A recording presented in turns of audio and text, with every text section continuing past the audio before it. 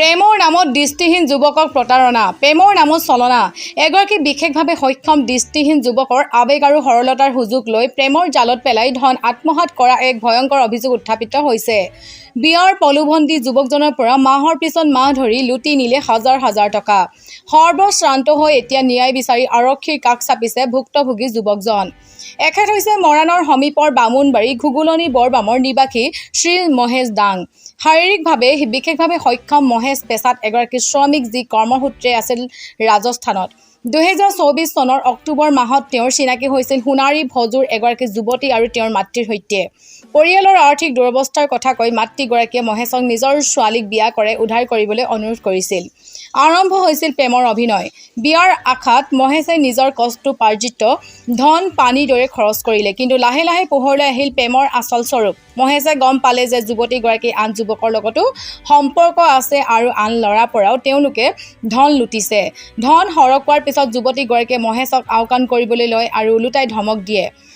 মহেশৰ অভিযোগ, মাতৃগৰাকীয়ে নিজৰ ছোৱালীক ব্যৱসায়ৰ দৰে ব্যৱহাৰ কৰি একাধিক যুৱকক ঠগিছে। এখন সুন্দৰ সংসাৰৰ সপোন দেখি প্ৰেমৰ নামত সৰ্বশ্ৰান্ত হোৱা মহেশ এতিয়া দিশহাৰা।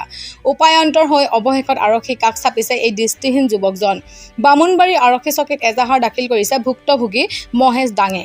মই চিনাকি এনে ক'বলৈ গ'লে 2024 চনৰ অক্টোবৰ মাহত হৈছিলোঁ। মাকজনীয়ে কৈছিলে মোক কি আমাৰ ঘৰত মই আছোঁ আৰু মোৰ ছোৱালীজনী বৰ্তমান পঢ়ি আছে আৰু বাপেক আছে, এনেকৈ কৈছে আৰু বাপেক কাঠৰ মিস্ত্ৰী এনেকৈ কৈছে। তাৰপিছত মই ক'লোঁ হয় নেকি? তাৰপিছত মাকজনীয়ে নিজে কৈছে যে মোৰ ছোৱালীক তুমি উদ্ধাৰ যদি কৰা তোমাৰ উপকাৰী হ'ব। তাৰপিছত মই কৈছোঁ হ'ব, মই উদ্ধাৰ কৰিম, আপুনি মোলৈ দিবনে? মাকজনী কৈছে অঁ দিম। 18 বাৰ সুধিলোঁ, 18 বাৰ সোধাৰ পাছত একেই কথাই কৈছে। তো মাকজনীক মই এইটোৱে কথা কৈছোঁ যে চাওক, আপোনাৰ যদি ল'ৰা এটা থাকে, কোনোবা যদি ল'ৰা ছোৱালীৰ মা বাপেকে ঠগে, ত আপুনি কি কৰিব? মাকজনী অঁ ঠিক কথা কৈছে, নাই মোৰ ছোৱালীক মই দিমেই। আৰু ছোৱালীজনী মই বয়ফ্ৰেণ্ড চয়ফ্ৰেণ্ড আছে বুলি গমো নাপাওঁ।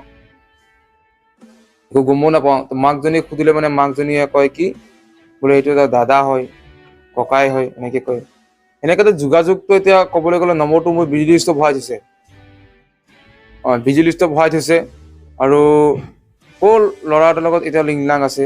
অলপ দিনৰ আগতে ক'ৰ ল'ৰা এটাৰ লগত লিংলাং আছিলে, সেই ল'ৰাটোৱে মোক মানে ফোন কৰি নিজে সকলো কথা কৈ দিলে যে মাকজনী বোলে নিজে নিজে বিয়া দিব বিচাৰে বোলে।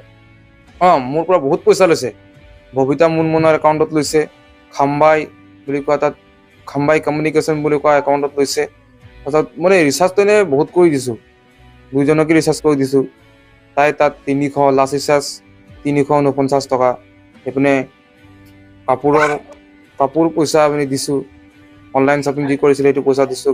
কম্পিউটাৰ ফিক্স, আকৌ এইপিনে ট্ৰেইলিং কাটিং দিছিলোঁ, কাপোৰ কাটিং যে চিলাই যে সেইটো শিকিছিলে তাত দিছিলোঁ 1 মাহ, সেই তেনেকৈ দিছোঁ। মোকতো ছোৱালীজনী সেই কিছুদিনৰ পৰাই পুৰা ইগন'ৰ কৰি আছিলে। ছোৱালীজনী মানে এনেকৈ ধমক দিয়ে মোক, মাকে মিছা মিছা কথা কয়। মাকজনীতো আৰু হেৰ বুদ্ধি, মাকজনীয়ে পিছত উল্টি দিছে, নাই কোৱা। মই যেতিয়া ৰেকৰ্ডিংবিলাক শুনাম বুলি কৈছোঁ, মাকজনীয়ে কৈছিলোঁ ছোৱালীজনীৰ নাম পিংচি গগৈ, ঘৰ সোণাৰী ভজু। মোৰ নাম শ্ৰী মহেশ দাং, মোৰ ঘৰ বামুণবাৰী ঘুগুলনি বৰবাম। মই বৰ্তমান এনেকৈ আৰু গান চান গাই আছোঁ আৰু ৰাজস্থানত আছিলোঁ এনেকৈ সৰু সুৰা কাম কৰি।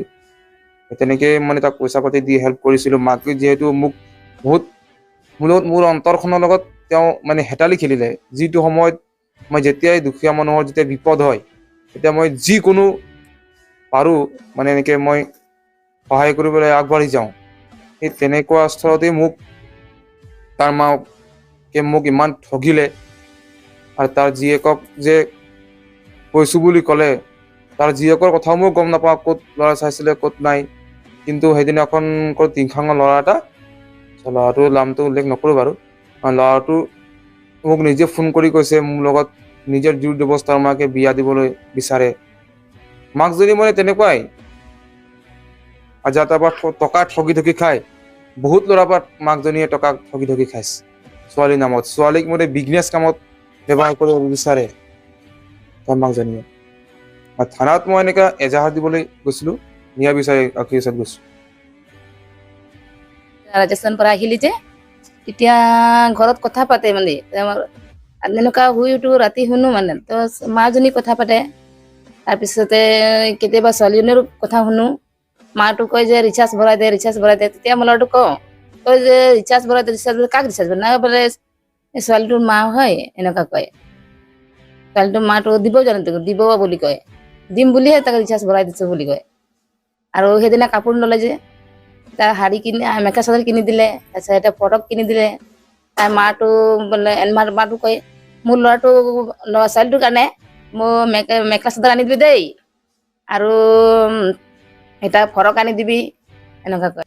ছোৱালীটোতো মই লগ পোৱা নাই, দেখা নাই, খালি মোবাইলত যেতিয়া ফটো পঠিয়াইছে তেতিয়াই মই দেখিছো সেইটোৱে তোৰ বোৱাৰী হয় আৰু এইটো মোক চাইছে বুলি কয়।